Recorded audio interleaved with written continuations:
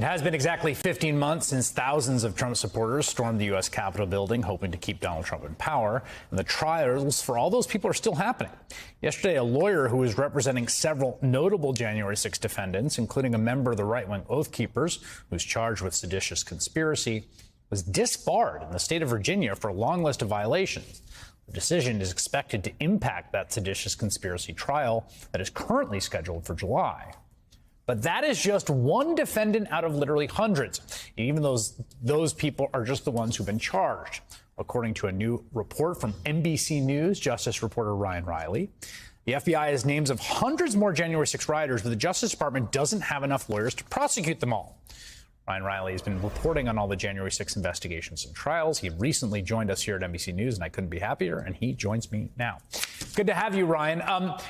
This has been, it's like a snake eating an elephant, right? I mean, it's been a difficult thing for the system to process the sheer volume from the beginning. What does your reporting indicate the sort of holdup is at the DOJ prosecutor level?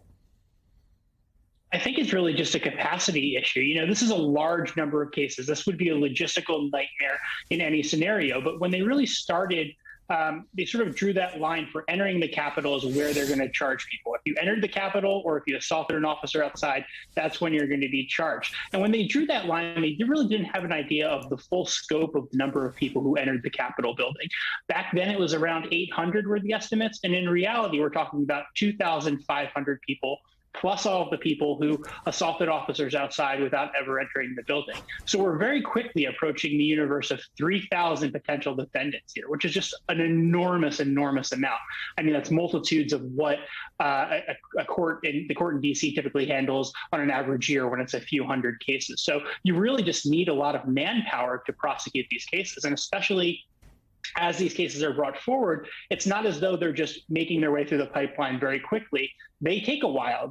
Even if someone's going to plead guilty, there's several stages to this process. It requires sentencing memos and sentencing hearings and status updates and discovery disclosures. So this is really, really just a huge logistical nightmare for DOJ, and that's why they've requested more prosecutors, more than double the amount of prosecutors that they have currently assigned to the January 6 cases for the next fiscal year. Yeah, Lisa Monaco, who's one of the deputies for Merrick Garland, one of the sort of at the number 2 level over the DOJ, said something, she said this the other day and it caught my eye, just like, this is the largest investigation in the department's history. And I was like, oh, I guess that numerically must be the case. But when you talk about, I don't think I had even processed the number of 3,000. I mean, I've been following your reporting. I know what the arrest numbers are up to 800. But what you're saying is there are like many, many more outstanding still.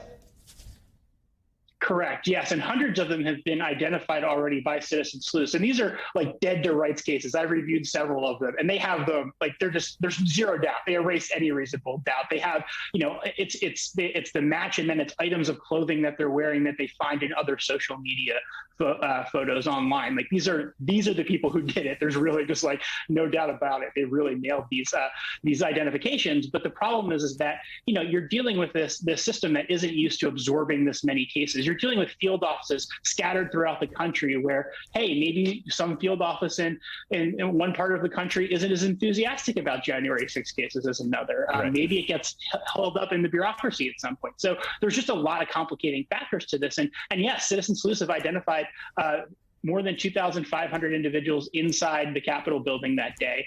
So that's really the scope that we're dealing with here. And there's 350 people, if you go on the FBI's website right now, who are most of them who are accused of assaulting officers outside of the Capitol, who are still wanted by the FBI and haven't yet been arrested. Dozens of them have been identified by online sleuths. 350 people who assaulted officers?